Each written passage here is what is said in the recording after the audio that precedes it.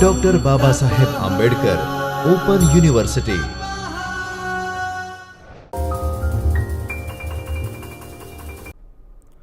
Good morning विद्यार्थी मित्रों।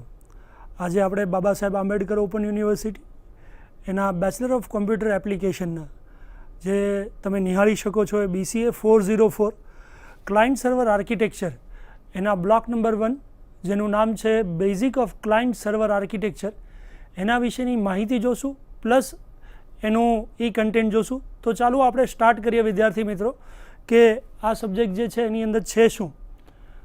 સૌથી પહેલાં આપણે આ વસ્તુ જોઈએ તો ક્લાયન્ટ સર્વર આર્કિટેક્ચર એટલે આર્કિટેક્ચર મોડેલ છે। એના પહેલાં આપણે ક્લાયન્ટ સર્વરને જો સમજીએ તો ક્લાયન્ટ સર્વર એ બે ટર્મ્સથી બનેલો શબ્દ છે, જેમાં એક છે ક્લાયન્ટ અને બીજો છે સર્વર। જેમ કે આપણે લખ્યું છે એ રીતે to understand client server require mixture of sum important skill, એટલે કે એની યોગ્યતાઓ ઘણી બધી છે ક્લાયન્ટ સર્વરની। આ યોગ્યતાઓ શીખવા માટે આપણે કઈ કઈ યોગ્યતામાંથી પસાર થવું પડે।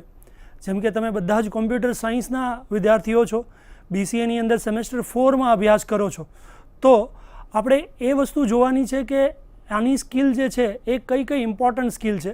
જેમ કે તમે સ્લાઇડમાં નિહાળી શકો છો એમ ક્લાયન્ટ સર્વર આર્કિટેક્ચરમાં સૌથી પાયાની જરૂરિયાત કોઈ હોય તો એ છે ગ્રાફિક યુઝર ઇન્ટરફેસ, જેને આપણે GUI કહીએ છીએ, અને જેના માટે યુઝર ડેવલપમેન્ટ અથવા તો એને એમ કહી શકાય કે ડેવલપમેન્ટ સ્કિલ।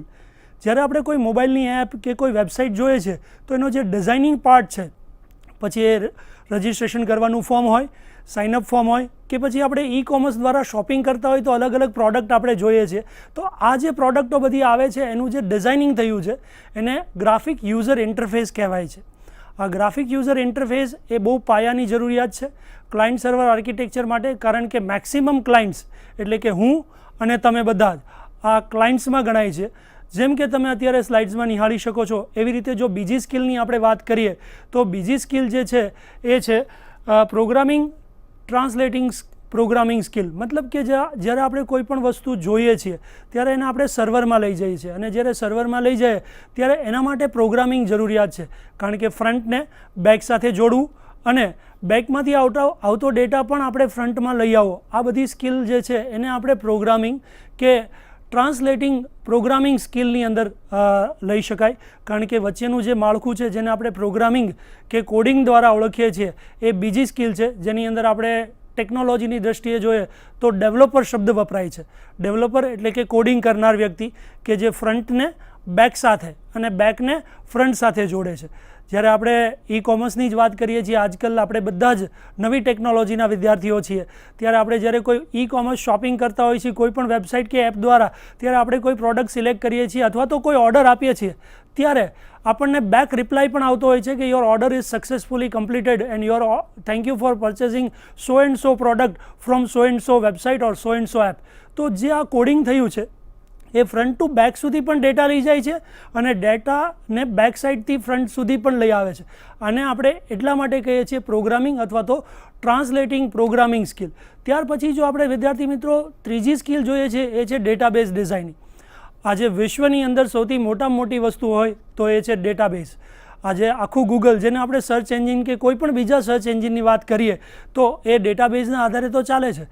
તો જ્યારે પણ આપણે કોઈ બિઝનેસ ઓરિએન્ટેડ એપ્લિકેશન બનાવીએ કે કોઈ પરચેઝિંગની એપ્લિકેશન બનાવીએ ત્યારે ડેટાબેઝ ડિઝાઇન કરવો ખૂબ જ જરૂરી છે, કારણ કે ડેટાબેઝ જ એવી વસ્તુ છે જે તમારા ડેટાની નોંધ રાખે છે। કેટલા લોકોએ વિઝિટ કરી, કેટલા લોકોએ લોગિન કર્યું, કયા વિસ્તારમાંથી કેટલા લોકોએ શોપિંગ કરી, અથવા તો જ્યારે આપણે કોઈ વેબસાઇટ કે બિઝનેસ વેબસાઇટ કે કોઈ પણ યુનિવર્સિટીની વેબસાઇટ જઈએ છીએ ત્યારે ઘણા બધા ડેટાબેઝીસ અને ઘણા બધા ટેબલ્સ આવેલા હોય છે।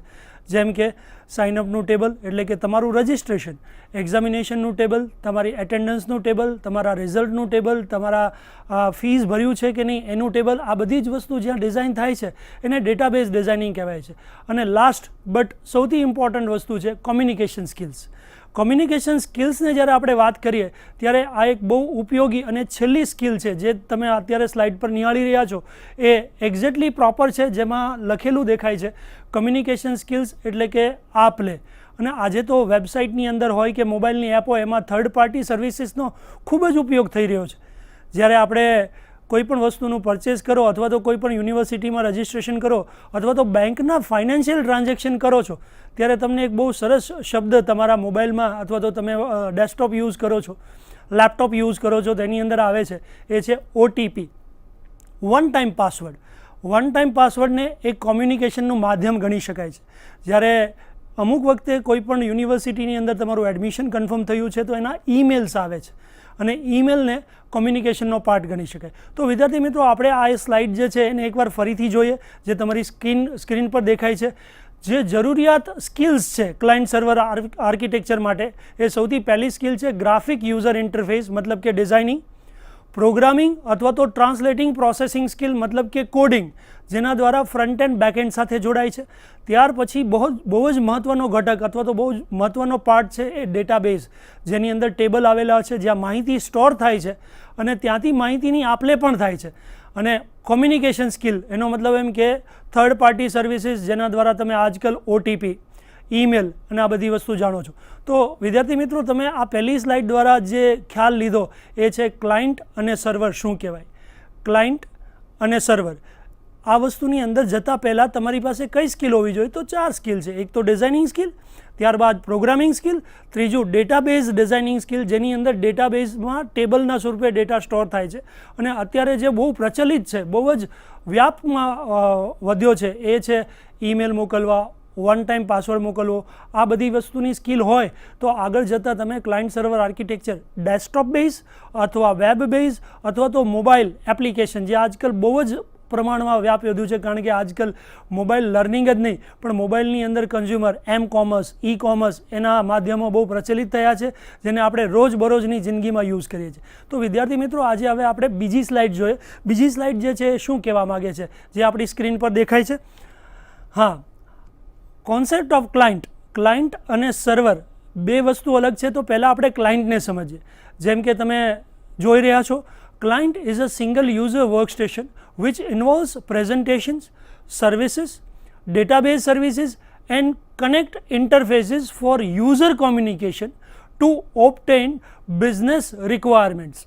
મતલબ આને સારી અને સરળ ભાષામાં સમજીએ તો ક્લાયન્ટ એટલે કે યુઝર, તમે અને હું, જે રોજબરોજ આપણે અલગ અલગ વેબસાઇટોમાં જઈએ છીએ અને આપણે અલગ અલગ કંઈક ને કંઈક વસ્તુ સર્ચ કરીએ છીએ કે એનો ભાગ બનીએ છીએ, ત્યારે આપણી પાસે કયા કયા પેરામીટર્સ છે. જેમ કે તમને સ્લાઇડમાં દેખાય છે એમ પ્રેઝન્ટેશન એટલે કે એનું GUI, સર્વિસીસ મતલબ કે તમે જ્યારે પોતાનો ડેટા સ્ટોર કરો છો ત્યારે એ અંદર જાય છે, એક જાતની સર્વિસીસ જે પ્રોગ્રામિંગ સ્કિલ છે. ત્યારબાદ ડેટાબેઝ સર્વિસીસ મતલબ કે તમે નાખેલો ડેટાબેઝ, તમે એન્ટર કરેલો ડેટાબેઝ ત્યાં સ્ટોર થયો તો આપણને ઘણી વખત એવો મેસેજ આવતો હોય છે સ્ક્રીન પર કે your data is successfully submitted. આ એ વસ્તુ દેખાડે છે કે ક્લાયન્ટ સાઇડની અંદર પ્રેઝન્ટેશન, એની આપ-લે માહિતીની, જેને આપણે સર્વિસીસના નામે ઓળખીએ છીએ, આપણી માહિતી ત્યાં સ્ટોર થઈ છે કે નહીં, જે જગ્યાએ સ્ટોર થાય છે એના માટે ડેટાબેઝ, અને ફરીથી એ પાછું પરત આપણને મળે છે જેમાં એવું દેખાય છે મેસેજ કે your data submitted, your form successfully submitted, your order successfully placed. આ બધું ડેટાબેઝ છે જે ઇન્ટરફેસને કનેક્ટ કરે છે. મતલબ કે આપણે જે વાપરીએ છીએ, આપણે જે યુઝ કરીએ છીએ એ તો ઇન્ટરફેસ છે, પણ ડેટાબેઝની સાથે કનેક્ટ થાય છે અને એના આધારે યુઝરનું કોમ્યુનિકેશન ટેકનોલોજી દ્વારા થાય છે.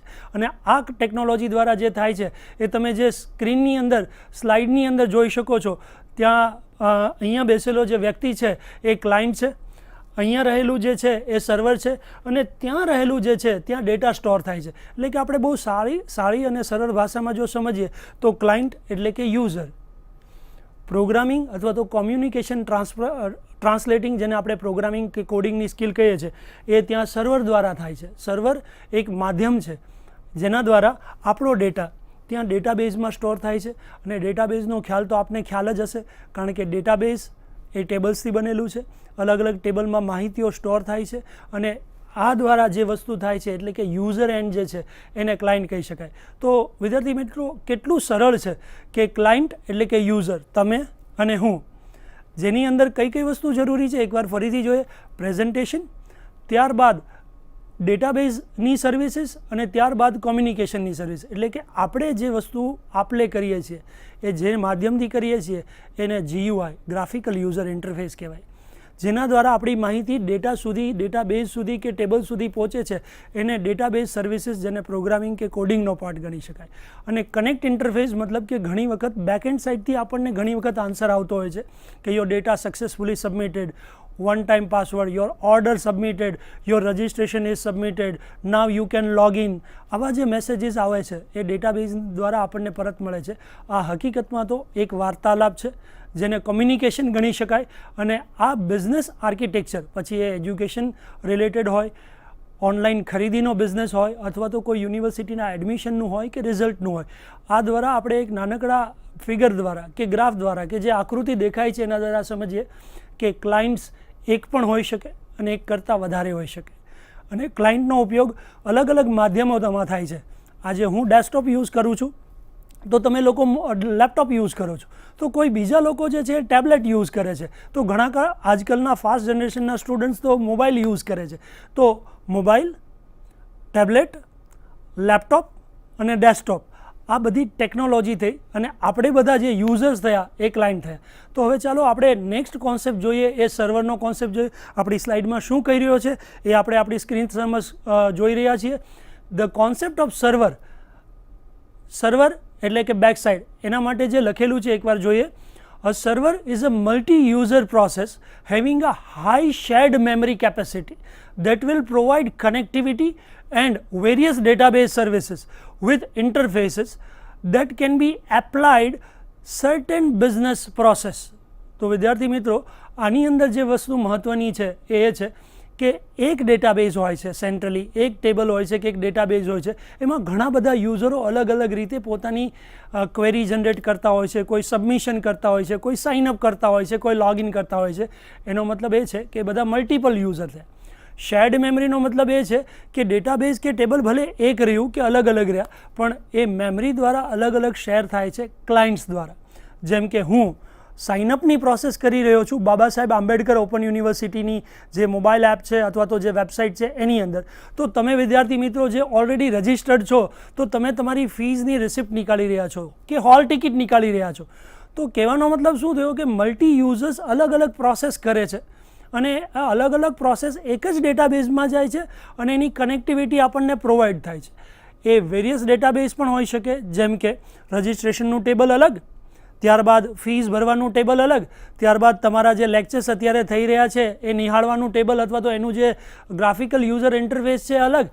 ત્યાર પછી તમારો પરીક્ષાનો સમય આવે વિદ્યાર્થી મિત્રો, ત્યારે તમે હોલ ટિકિટ કાઢવા માટે લાગી પડો છો. તો જે વસ્તુ એ છે એ પણ ટેબલ અલગ. તો ડેટાબેઝની અંદર એક ડેટાબેઝમાં જે અલગ અલગ ટેબલો છે એની વેરિયસ સર્વિસીસ છે અને એ આપણને બિઝનેસ કોમ્યુનિકેશન દ્વારા મળે.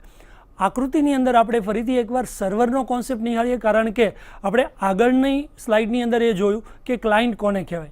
તો હવે આપણે આકૃતિમાં જેમ એક્ઝેક્ટલી જોઈ શકીએ છીએ એમ આ સર્વર છે. આ સર્વર જે છે એ ડેટાબેઝ સાથે જોડાયેલું હોય છે અને અહીંયા લખેલી એક વસ્તુ છે જે છે સર્ચ. સર્ચ એટલે કે તમારી જે ક્વેરી છે એને રિલેટેડ ડેટા બેક સાઇડથી સર્વરમાં અને સર્વરથી આપણને ક્લાયન્ટમાં મળે છે. ત્યારબાદ માની લો કે મેં જેમ ઉદાહરણ આપ્યું એવી રીતે હું ક્લાયન્ટ છું અને એની અંદર હું સાઇનઅપની પ્રોસેસ કરું છું ફર્સ્ટ ટાઈમ, જેમાં હું મારું ઈમેલ આઈડી, જેમાં હું મારો મોબાઈલ નંબર, જેમાં હું મારો પર્ટિક્યુલરલી યુઝર આઈડી, પાસવર્ડ, મારું કન્ટ્રી અને એ બધી વસ્તુ આપું છું. તો ક્લાયન્ટ દ્વારા જે ડેટા છે એ સર્વરમાં જશે અને સર્વર એક માધ્યમ બનશે. એ માધ્યમ ડેટાની અંદર સ્ટોર થશે અને ડેટા એનો મતલબ એમ તો આપણે અત્યારે હમણાં 2-4 વાર બોલ્યા એવી રીતે ડેટાબેઝ જે ટેબલ્સથી બનેલું છે અને ટેબલ્સમાં ડેટા એન્ટર થાય છે.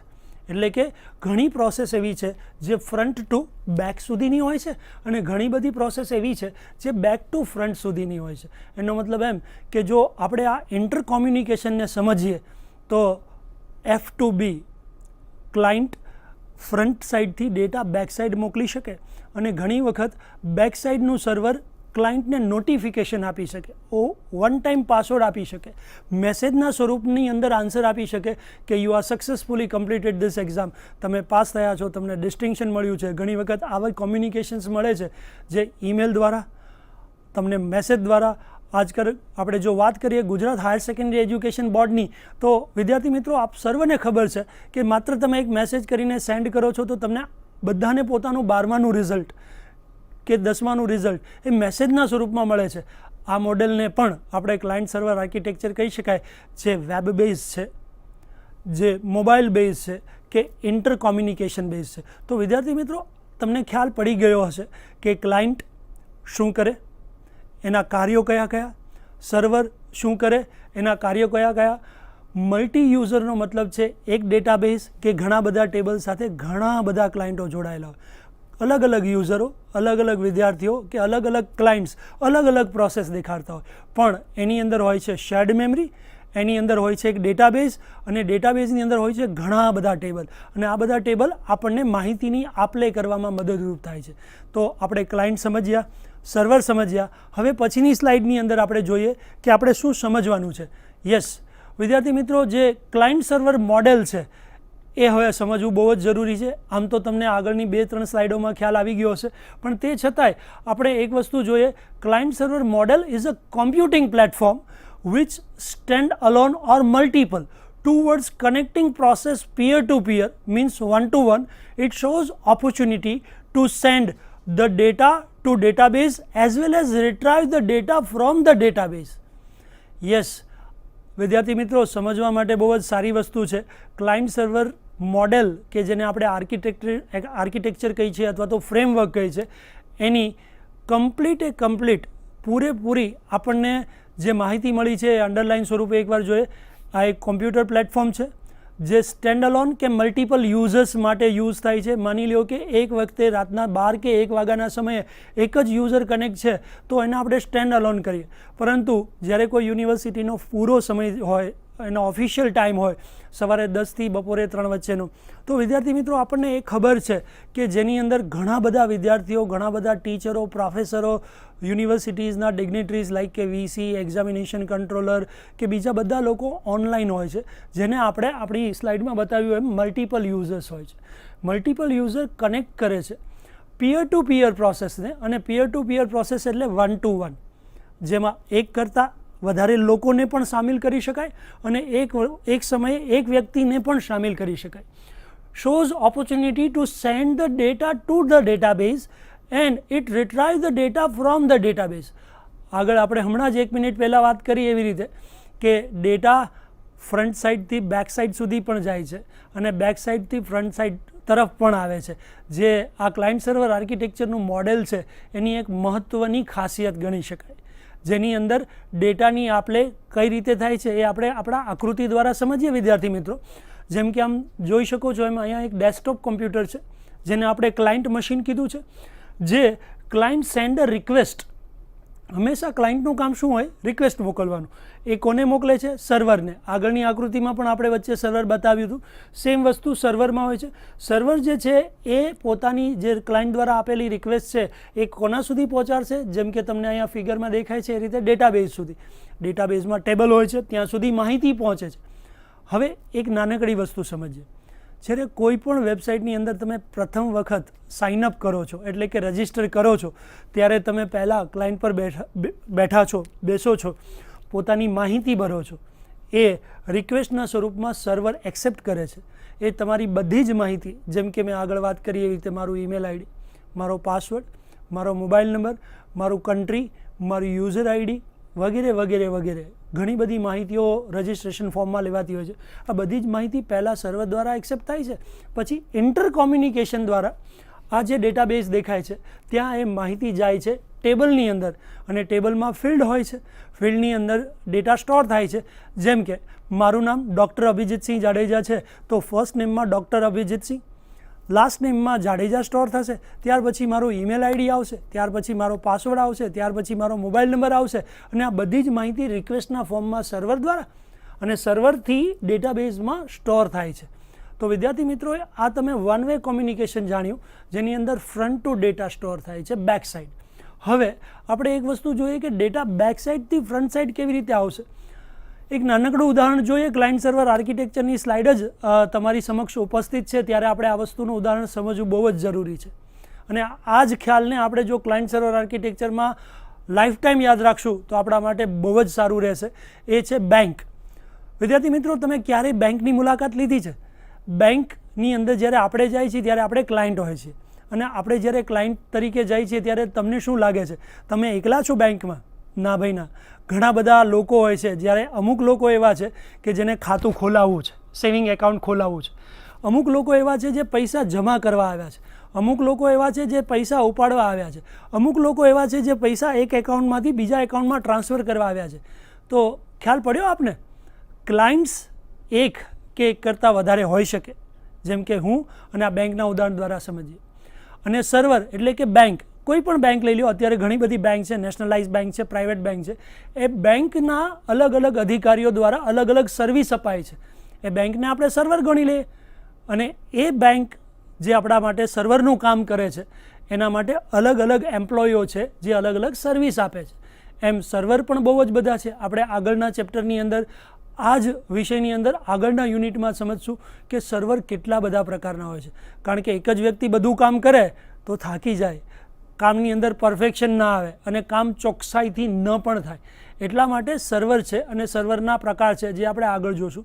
તો આ ક્લાયન્ટ સર્વર મોડેલ કે આર્કિટેક્ચર જ્યારે આપણે જોઈ રહ્યા છીએ ત્યારે આપણે હંમેશ માટે બેંકનું ઉદાહરણ યાદ રાખવું જોઈએ. કારણ કે બેંક ક્લાયન્ટ સર્વર આર્કિટેક્ચરને સમજવા માટેનું એક રિયલ ટાઈમ એક્ઝામ્પલ બહુ સારું છે, જેની અંદર આપણે સમજીએ છીએ કે આપણો ડેટાની આપ-લે થાય છે, પૈસાની આપ-લે થાય છે અને આપણી માહિતી સ્ટોર થાય છે. હવે આપણે વિદ્યાર્થી મિત્રો નેક્સ્ટ સ્લાઇડમાં જોઈએ કે નેક્સ્ટ સ્લાઇડની અંદર ક્લાયન્ટ સર્વર આર્કિટેક્ચરની અંદર આગળ શું છે. જેમ કે તમે જોઈ શકો છો કે ક્લાયન્ટ સર્વર આર્કિટેક્ચરના મેરિટ્સ, પ્રોઝ, એડવાન્ટેજીસ કે કેરેક્ટરિસ્ટિક્સ.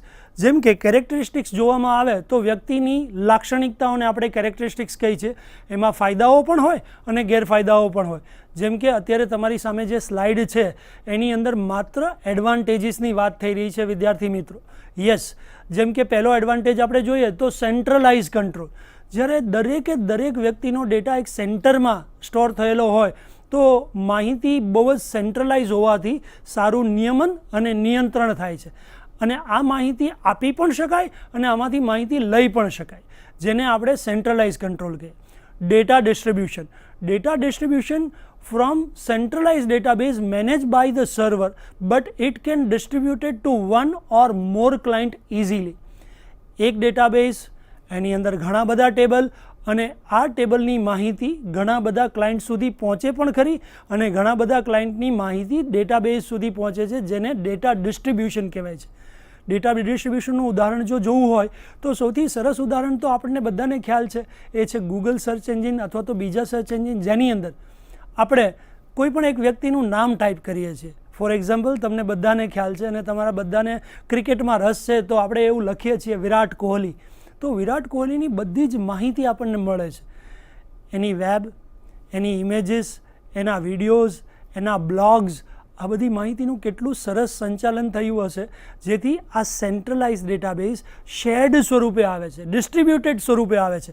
અને ડિસ્ટ્રીબ્યુટેડ સ્વરૂપે જ્યારે આવે છે ત્યારે આપણે જો વિરાટ કોહલી એકમાત્ર નામ લખીએ અથવા તો કોઈ પણ સેલિબ્રિટીનું નામ લખીએ અથવા તો તમારા કોઈ બેસ્ટ એજ્યુકેશન્સ ઇન્સ્ટિટ્યૂટ્સના નામ લખવામાં આવે તો એ ઇન્સ્ટિટ્યૂટનું નામ, એની વેબસાઇટ, એના બ્લોગ્સ, એના રિલેટેડ વિડીયોઝ, એની ઇમેજીસ અને ડેટાનું રિપ્રેઝન્ટેશન કર્યું કહેવાય શેર્ડ ડેટાબેઝમાં. હવે આપણે જો નેક્સ્ટ ટાઈમ જોઈએ તો એ નેક્સ્ટ એડવાન્ટેજ છે, બહુ સરસ છે, એ છે સ્કેલેબિલિટી. સ્કેલેબિલિટીનો મતલબ શું છે એ સમજીએ તો client server is able to increase or decrease number of client or server easily as per need of business process. It means it is scalable. Client સર્વરની અંદર ધારો ત્યારે નંબર ઓફ યુઝર્સ વધારી શકો અને એઝ વેલ એઝ તમે tables વધારી શકો. સ્કેલનું નામ તો સાંભળ્યું હશે ને. સ્કેલ એટલે ફૂટપટ્ટી, માપપટ્ટી, અને જેની અંદર આપણે આપણી જરૂરિયાત મુજબ સ્કેલિંગ કરી શકીએ. અને સ્કેલિંગ એટલે 6 સેન્ટીમીટર, 3 ઇંચ, 4 ઇંચ, 3.2 મિલીમીટર, આવા બધા માપ જ્યારે લેવા હોય ત્યારે આને આપણે સ્કેલેબિલિટી કહેવાય. તો આ મુદ્દો એડવાન્ટેજની અંદર એ દેખાડી રહ્યો છે, જેની અંદર સ્કેલેબિલિટી, તમે ક્લાયન્ટ્સની સંખ્યા વધારી શકો, ઘટાડી શકો, ડેટાબેઝની અંદર રહેલા ટેબલ્સની સંખ્યા વધારી શકો અને જરૂરિયાત ના હોય તો ઘટાડી પણ શકો. એક્ઝામ્પલ લઈએ, માની લો કે એક યુનિવર્સિટીની અંદર એક કોર્સ બંધ થયો છે.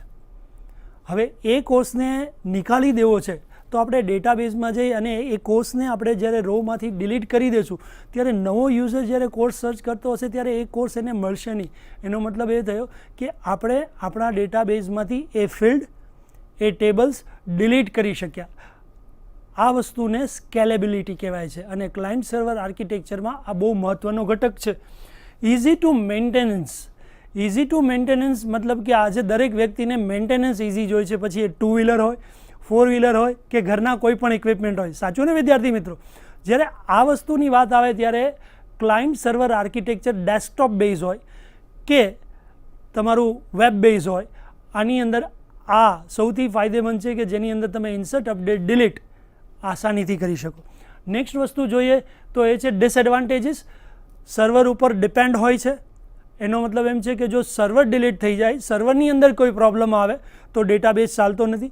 ઘણા બધા યુઝર્સ જ્યારે એક જ જગ્યાએ રિક્વેસ્ટ મોકલી રાખે ત્યારે જે ડેટા ટ્રાફિક ઊભો થાય છે એ ડેટા ટ્રાફિક ખૂબ જ મહત્ત્વનો છે અને એના કારણે ઘણી વખત ક્લાયન્ટ સર્વર આર્કિટેક્ચરમાં અડચણ ઊભી થાય છે અને એ ક્લાયન્ટ સર્વર આર્કિટેક્ચર પ્રોપરલી કામ નથી કરતું.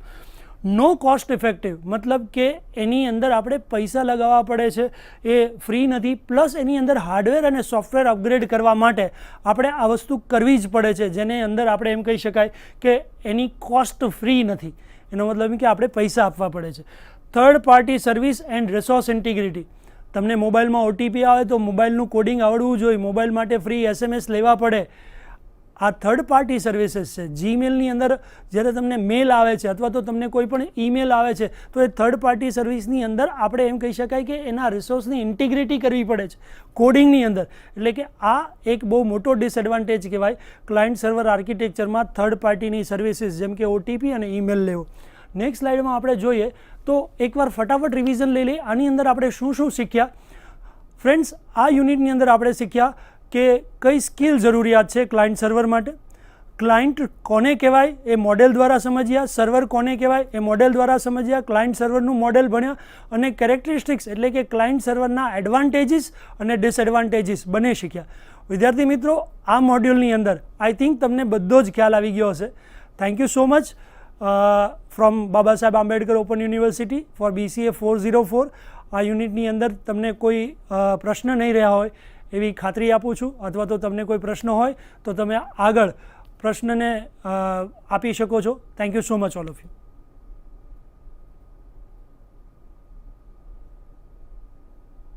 ઓકે, આપણે રિવિઝન અને ડિસ્કશન પોઈન્ટ્સ ટુ પોન્ડર જોઈએ તો આ જે યુનિટ છે એની અંદર આપણે શું શીખ્યા? પહેલાં તો આપણે 4 સ્કિલ શીખ્યા હતા જે સ્કિલ્સની જરૂરિયાત છે. ત્યારબાદ આપણે વોટ ઇઝ ક્લાયન્ટ, આ તમારા એસાઇનમેન્ટમાં પણ પ્રશ્ન આવ્યો હશે કે ક્લાયન્ટ કોને કહેવું એની વ્યાખ્યા જોઈ અને આપણે એક આકૃતિ દ્વારા સમજ્યા. સર્વર કોને કહેવાય એને પણ આકૃતિ દ્વારા જોયું અને એની પણ વ્યાખ્યા આપણે જોઈ. ક્લાયન્ટ સર્વર મોડેલ એટલે કે જે 2-વે કોમ્યુનિકેશનની આપણે વાત કરી હતી, પેલું ડેસ્કટોપ, ત્યારબાદ સર્વર અને સર્વરમાંથી ડેટા જ્યારે ડેટાબેઝમાં જતો હતો એ ક્લાયન્ટ સર્વર મોડેલ.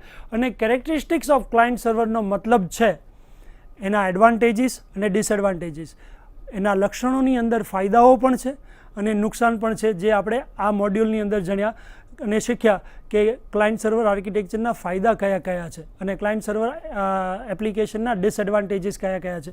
અને આ સાથે આપણે આખું આ મોડ્યુલ જે છે પૂરું કરીએ છીએ, જે બ્લોક નંબર 1 યુનિટ 1 જેને એમ કહી શકાય કે ઇન્ટ્રોડક્શન ટુ ક્લાયન્ટ સર્વર હતું. Thank you so much all of you. સ્વાધ્યાયઃ પરમં તપ